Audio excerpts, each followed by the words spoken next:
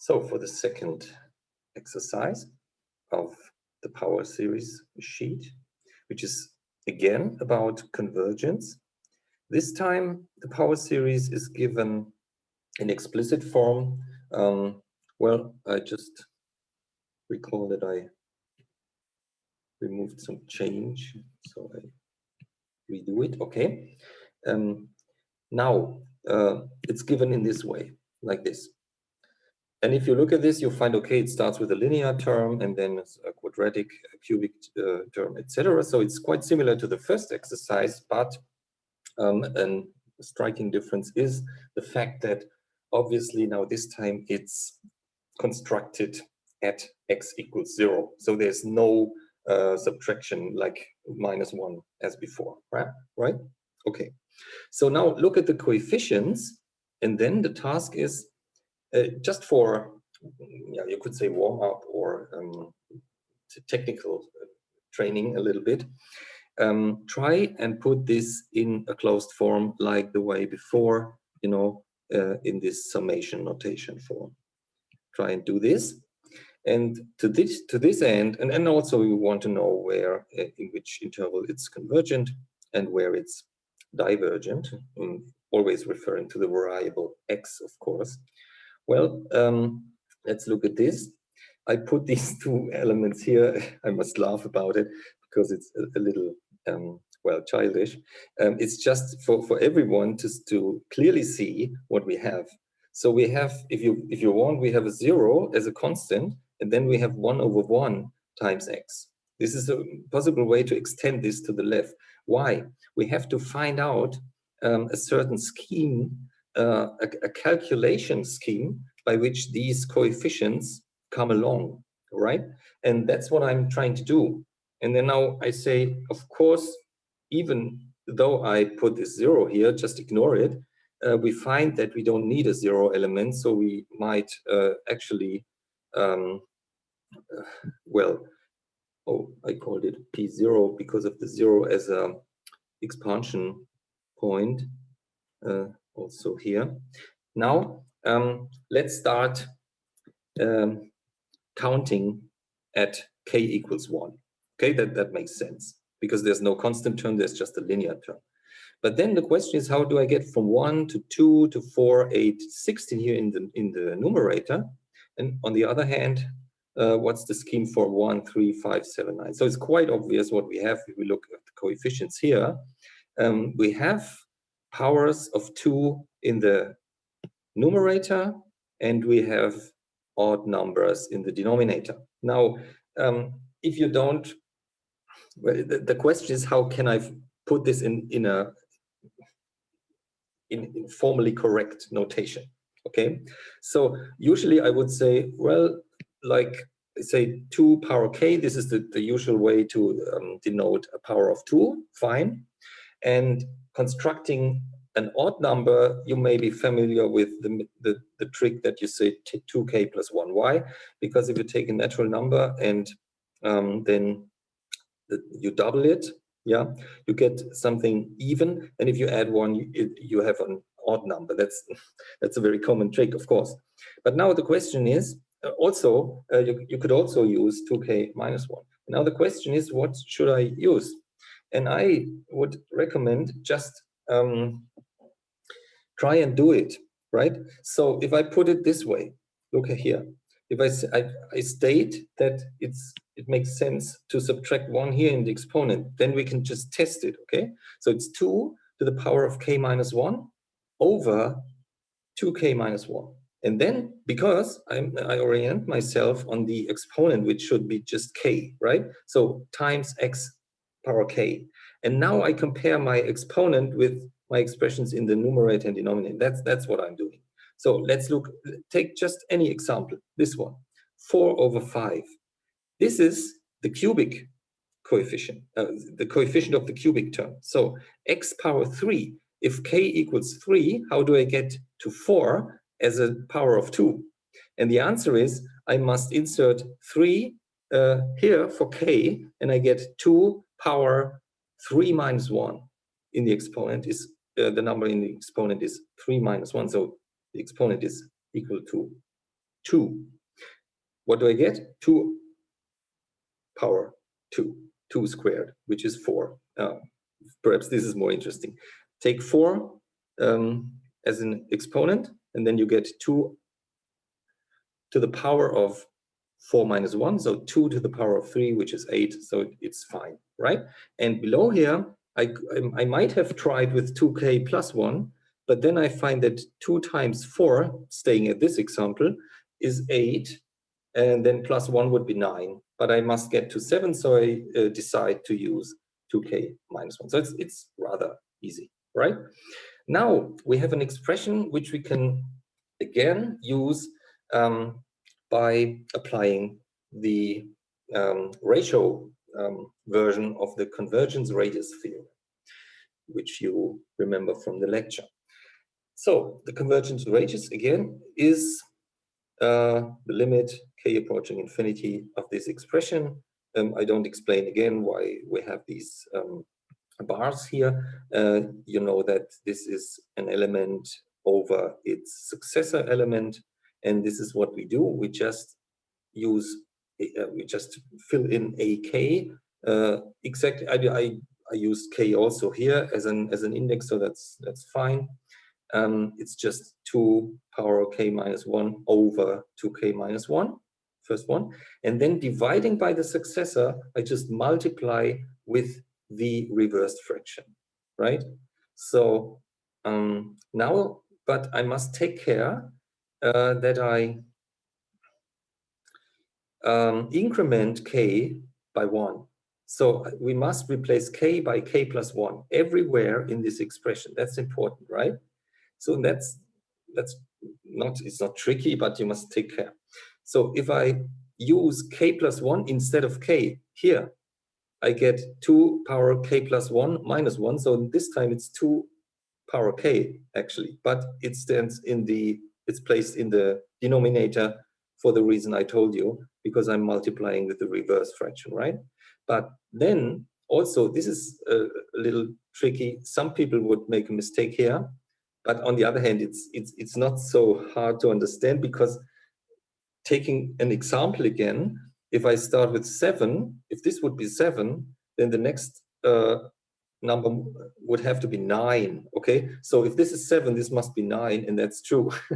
It works, because this number is greater by 2 compared with this. But now for construction, replace k by k plus 1. This is what I did here, okay? I take the term, take 2k minus 1, I replace k by k plus 1, then I remove the parentheses, I get 2k plus 2 times 1, which is 2k plus 2, minus 1, and then it remains 2k plus 1. So of course, this is the next odd number. Now we are ready to solve it. And now this is nice again, because you see that if I have a quotient, like a fraction, a quotient, using 2 successive powers of 2, I can just shorten it. Actually, this is the bigger power of 2. The larger, the exponent is higher here. Better speaking, the exponent is higher by 1. So I can cross this out and just leave a factor of 2 here. You can also use laws of potency, you know, just make a little transformation any way you want. So you will agree. And also, if again taking an example, it would be like, the situation would be like 4 here in the numerator and 8 in the denominator. And 4 over 8, of course, shortened, equals 1/2. So in the end, it remains a factor of 1/2 here. And then also still this fraction of successive odd numbers. But now this is nice again. It's of the same sort as before. This, you have the same degree in the numerator and denominator. So quite obviously, this has a limit of 1. You could also transform it to this form. Okay, this is a little more detailed. Anyway, you do it. This factor has a limit of 1, and this is constant 1/2. So that's it. 1/2 is the convergence radius. Now like before, we can only tell that the power series is convergent inside the interval since x0 equals 0. You remember that the position where we construct this series is 0. You can recognize it in the fact that there is no subtraction from x here in the way you set up this series. So 0 is the reference value. You could say, let's call it reference value, because I think there's no official term in English for it. And so symmetrically around this reference value, we have a convergence interval of at least -1/2 lower than x, lower than 1/2. Now this is the open interval again, and I say test separately at x equals plus or minus 1/2. And this is what I even did. Well, I will abbreviate it at this place now, although it's really quite interesting. We should talk about it. Well, let's do it. Okay, what do? I insert my limiting values again. I insert -1/2 first, inserting for x, of course, in our series. We can deliberately use this explicit form. So here I must insert 1/2, 1/2 squared, 1/2 cubed, and so on. I can also use the closed form. What do I get? Well, I tell you what you get will be -1/2. That's clear. That stands for x. Then our coefficient times -1/2 squared, and so on. You remember? You recognize it, right? The constant. No, not the constant. This was the linear term, the quadratic term, the cubic term, and so on. So what do we get? We see that we can always shorten a factor of 2 here and here at least. No, it's even more, because as you see, no, it's not so easy. This stays as it is, okay, -1/2. But then actually this shortening, well, it's possible, yeah, right? But let's do it explicitly, not thinking about what it really is. So what we get is 3 times 2 is 6, and the other, well, if I square it, it's 1/4, and then shortened, it's 1/6. Just believe me, and or check it out, yeah?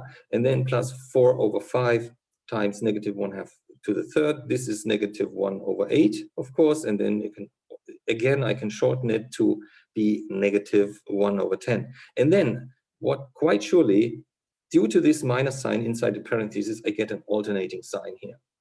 And again, and this is quite obvious, I have a monotonically decreasing 0 sequence.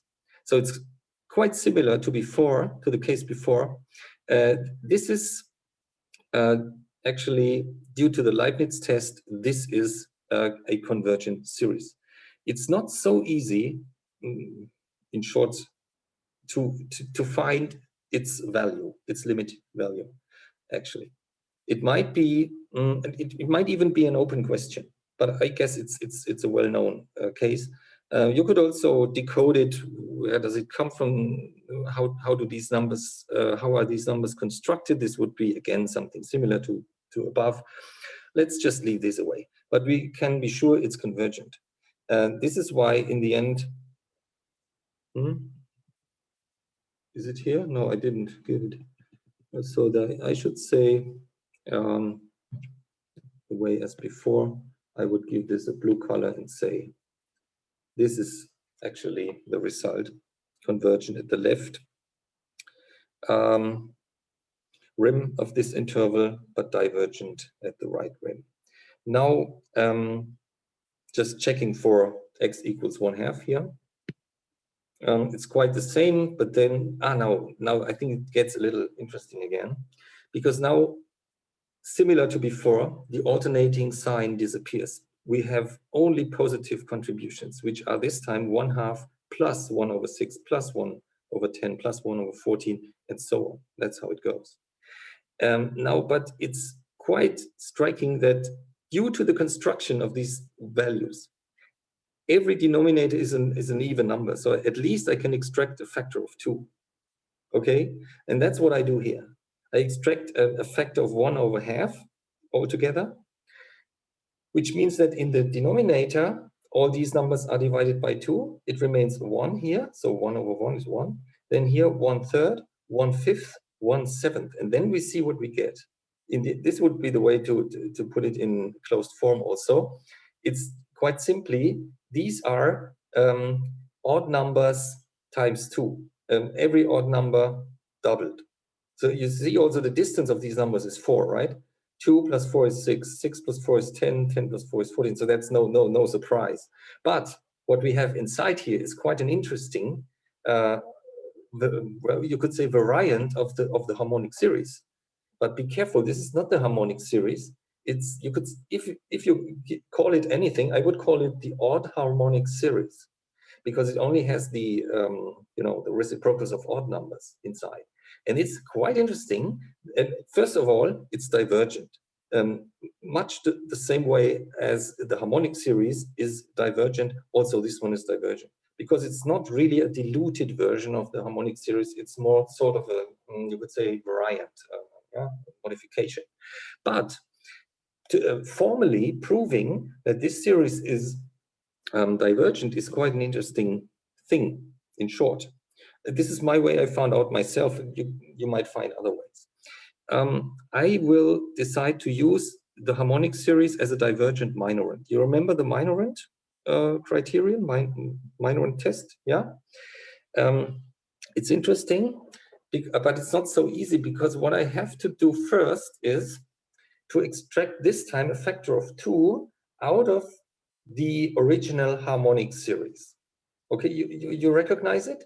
If I put this factor of 2 inside, I would have 1 plus 1/2 plus 1/3 plus 1/4 and so on. Is the harmonic series all together. Okay, but the reason why I extracted this factor of 2 is now I get an interesting, you could say, the little sister of this one, because this is the even harmonic series. This contains reciprocals of even numbers only.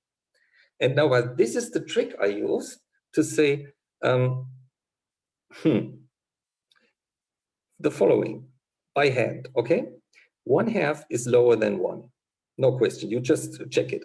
1/4 is lower than 1/3, because if the denominator gets larger, I get a lower number.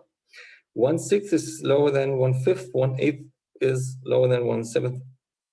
Very obviously, this goes on and on and on. So we are all convinced that each and every element of this series is lower than its partner in this series, which means we have already found a valid divergent minorant to our odd harmonic series. Now, please remember, if you are confused by this factor of 2 outside, if I know that this one is divergent, then I can extract any factor I want. So I take the half of infinity if you want, but this is not very exactly speaking. You know what I mean?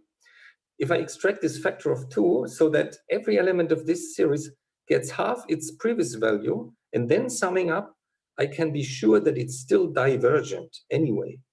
That's a theorem also behind that proves it, but this is what I'm using here. And so in the end, I have a trick by using certain tricks. I have used the harmonic series as a divergent minorant to the odd harmonic series, which is then also divergent. That's it.